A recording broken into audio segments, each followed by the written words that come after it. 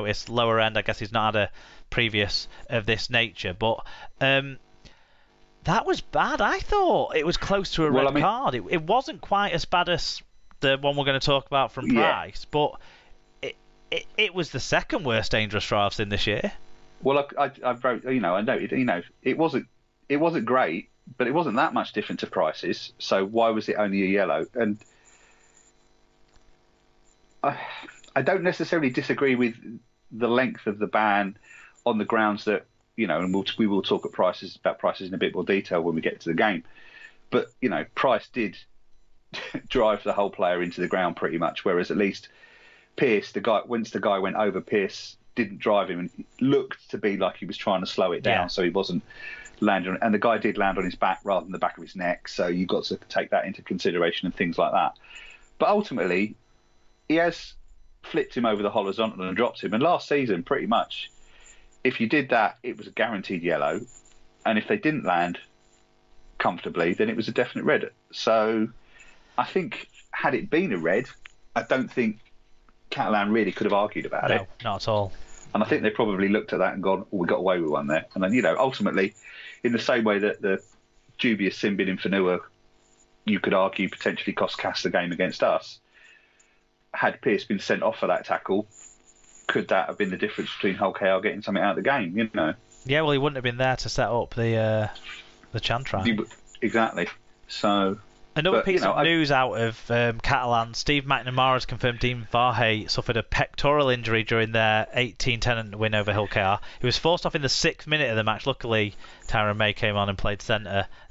He's the new Swiss Army knife of Super League. But McNamara confirmed it looks like he's torn the pec muscle, but not the same one he injured in the grand final last year. But still, that could be a lengthy spell out for the centre for the Dragons. It's depending on how serious it is, it could be 5 or 6 months, couldn't it? It could be the bulk of the rest of the season if it's it's probably really if it's ripped it completely away from the bone and stuff like that, then it may well be gone for the rest of the season. But it's certainly gone for a fair few weeks, probably months, to be honest. Yep. Right, we had Channel 4 was back. Not quite the numbers this week, but I think the sun might be an element to that. People enjoying some warmer weather, but I enjoyed the game, and it was Warrington versus Wakefield. You enjoyed it too. Oh well, obviously, for obvious reasons. It was 18-all at half time in an even first half, but Warrington were well beaten by Trinity in the end, 38 points to 22 in front of 8,164 fans. Robert Hicks was the referee. In terms of the stats, Wakefield made over 100 more metres and 7 breaks to 3. A lot more threatening then.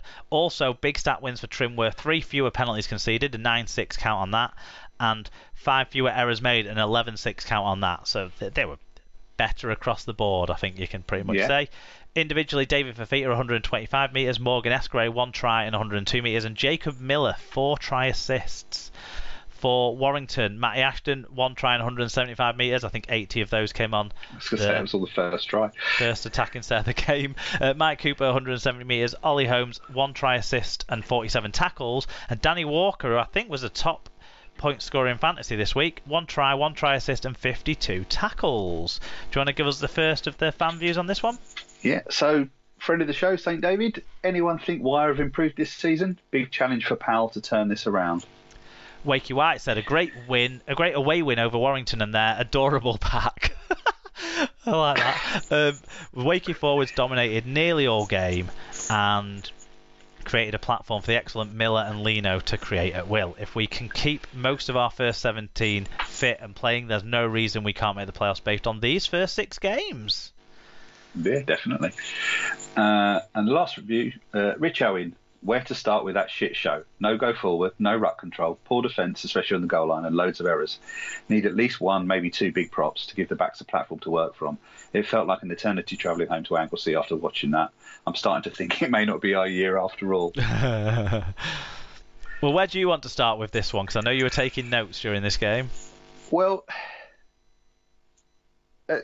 the first attacking set, you touched on it there when Warrington scored, when Matty Ashton's gone pretty much the length of the field, and you thought, God, this is going to be a long afternoon for Wakey here. But actually, that was pretty much the only time really that Warrington were in control of the game. You know, Wakey just took it set by set, and for the remaining 75 minutes, they were easily the better side. You know, there was a couple of things in there where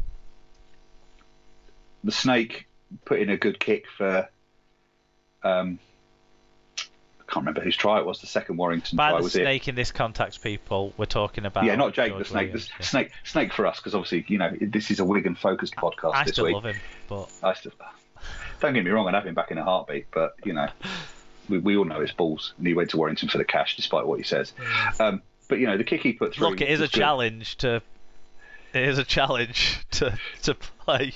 play in a side that don't want to play with each other. It's fair. Yeah, he did say he wanted a new challenge, so I suppose he's got that, hasn't he? You know, I think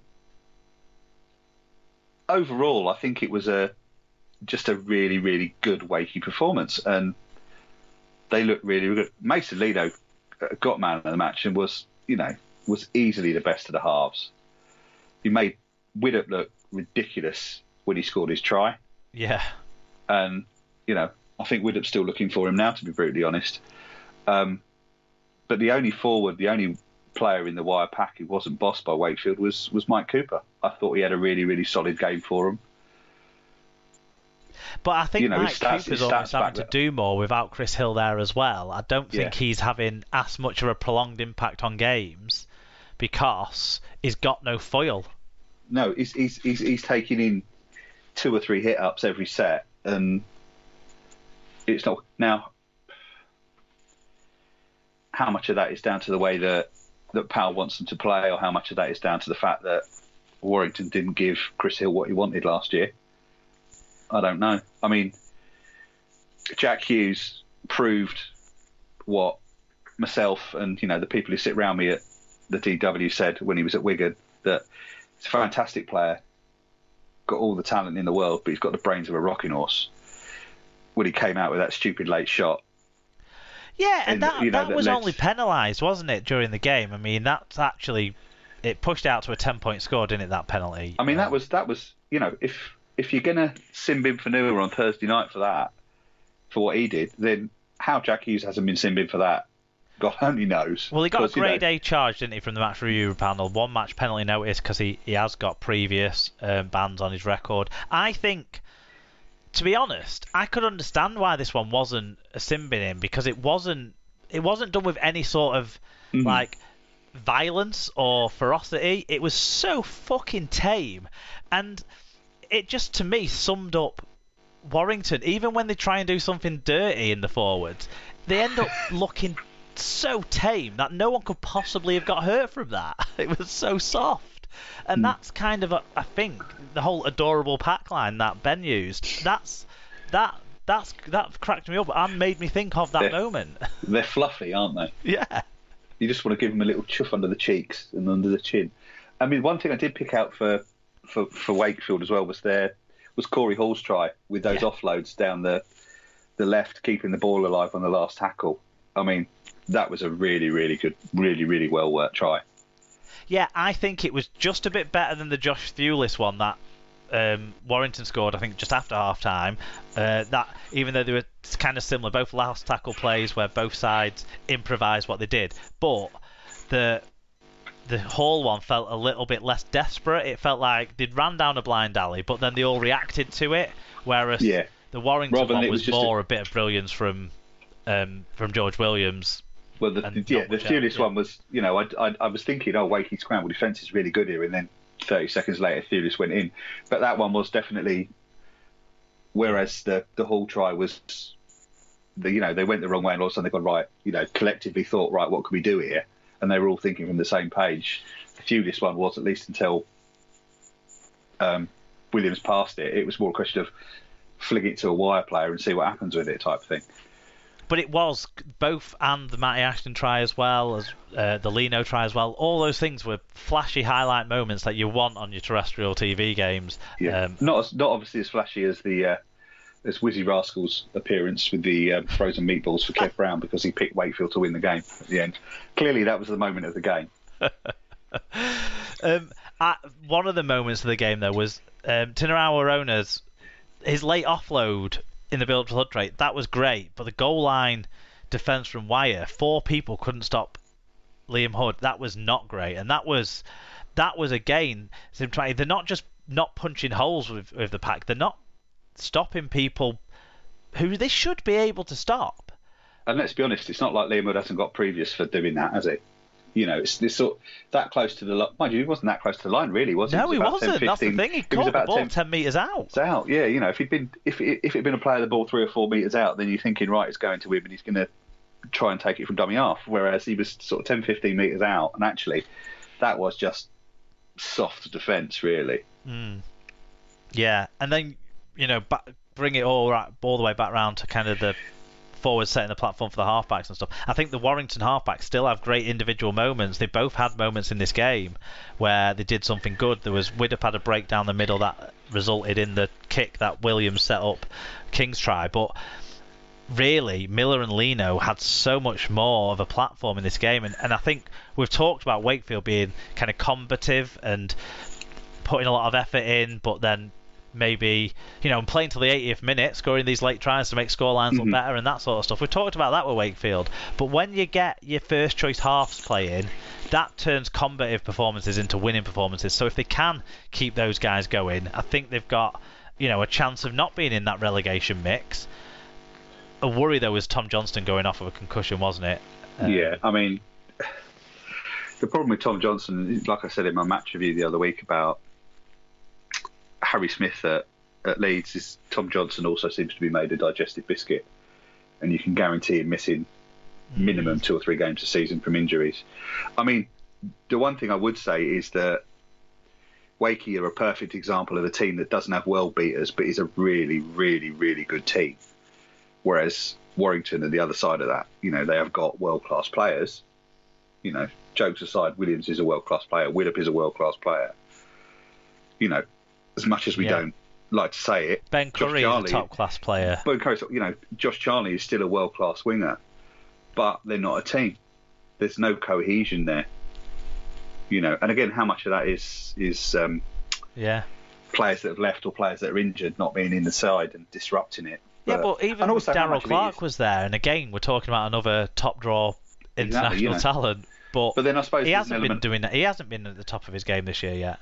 But but then there's the rumours are that he left Cass in the first place because he didn't get on with Powell, did he? So maybe that's part of it. Maybe part of it as well is the fact is Powell is coming in and getting him to play a totally different way and do a totally different. Part of it might be, did he get married and have a kid? He's got other things that he's probably thinking about off the field at the moment. I don't know. Yeah, possibly. So Powell, you kind of were thinking Powell or Agar who gets sacked first. Do you think that's really a thing to think about? Do you think Powell's not going to get thrown out by Warrington this early on into things, is he? No, well, I mean, I think you look at the social media, and I'm sure you're like me, you've got lots of people you talk to on Twitter and that who are Warrington fans, and the general consensus seems to be that, you could have Wayne Bennett in there or anybody in there, and the problem isn't the coach. It's the players. The problem is the players and the chief exec, who's more interested in whizzing marketing tools rather than actually doing what the coach wants and getting the players in that they want. Because let's be honest, I think a lot of the driving force behind Williams going there last season was Fitzpatrick. And selling some non-fungible tokens. Yeah, exactly. And selling NFTs. So we shall see. Let's move on to the main event of this week's show, what everyone's been looking forward to Toulouse's first ever Super League win. Crushing defeat.